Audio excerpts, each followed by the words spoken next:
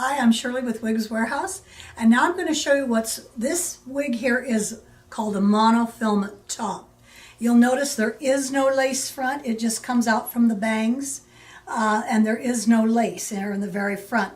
The back is going to be machine made. This is actually a very nice piece. This is how they were constructed for quite a few years until they decided they were going to start doing the lace fronts.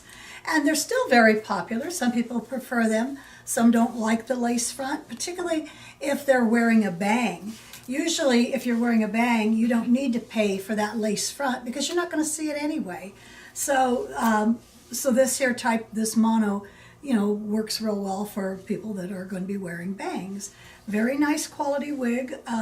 There again, that's just another way that they are produced. Thank you for watching. I hope you enjoyed our film, and be sure and see all our other videos. Thank you much.